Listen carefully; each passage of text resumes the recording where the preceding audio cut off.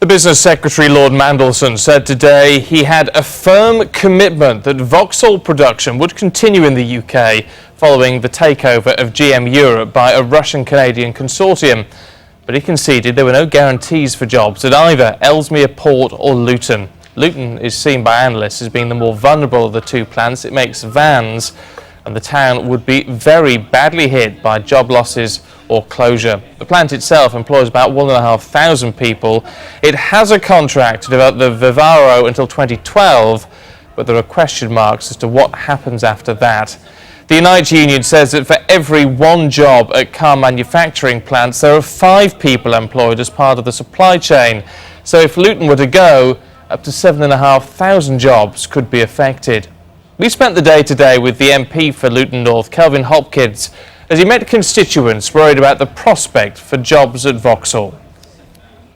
I've been a Member of Parliament for Luton North for the last 12 years. I've lived in Luton for 40 years and during that time we've seen major manufacturing contract, but we still have 1,400 jobs at the plant behind me. We want to keep those jobs for the foreseeable future. Vauxhall and General Motors have been in Luton for a century. They've been the lifeblood of our town. When I arrived in Luton 40 years ago, Vauxhall was by far the largest employer in the town. Of course, for me, closure is unthinkable, and I'm doing everything I can to make sure the plant stays open for the long-term future. I've been speaking with Peter Mandelson's office, I've had meetings with the unions, and of course with the workers. Christopher, how are you? Not too bad, thank you. Nice to see how you. about you? Yeah, not so bad. It's a lovely day, but it's obviously worrying times. Yeah, worrying times because we don't know exactly what's going on at the moment. Really. And there are rumors one of the shift might be going, as we know, because we have lost the orders. You know, we're supposed to make 109,000 vans for this year. It's dropped down to 61,000 now. Yes, indeed. Yeah, so of course there is overcapacity, we know that. We are on short working week as well. But of course, if there were to be job losses here, it wouldn't be just people in the company that would be affected.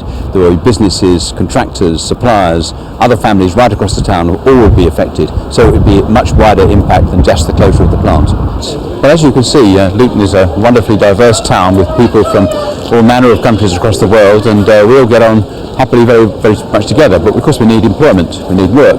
Even if GM tries to get rid of it, or if somebody take it, they'll definitely remove jobs. And people come here for jobs. They came here to work at General Motors in the past. Many tens of thousands of people worked at General Motors in the past. So we've got to preserve jobs for the future. I used to work at Vauxhall as a paint sprayer, and I was coming up for 26 years. Before the plug was pulled on us. And I'm seeing the same thing as now. It's happening again to the other side. Is what happened to us. So you've been unemployed ever since? Or not working since then? I haven't been working since now. I've done bits and pieces. But not a proper job? But I haven't had a proper job now. Unemployment in Luton is typically about the national average, but it's higher in Luton than it is in the surrounding areas. So we still have an employment problem in Luton, which we need to address. And with the recession coming on, jobs are going to be scarcer too. So we cannot afford to lose any jobs we already have. Because 7 years ago, of course, we had the closure of the Vauxhall car plant. This is where the old car plant used to be. It has now been demolished, it's being redeveloped, and other forms of employment will be provided, of course, but not necessarily for skilled car workers. We lost several thousand jobs at that time, but that was at the time when the economy was growing, we had relatively full employment. Now we are seeing rising unemployment, and it's much more serious if there were to be job losses now. Maintaining the General Motors van plant in Luton for the long-term future is not just about Luton, it's about Britain. Our economy depends upon having a strong manufacturing sector for the very long term, and Luton's van plant must be part of that.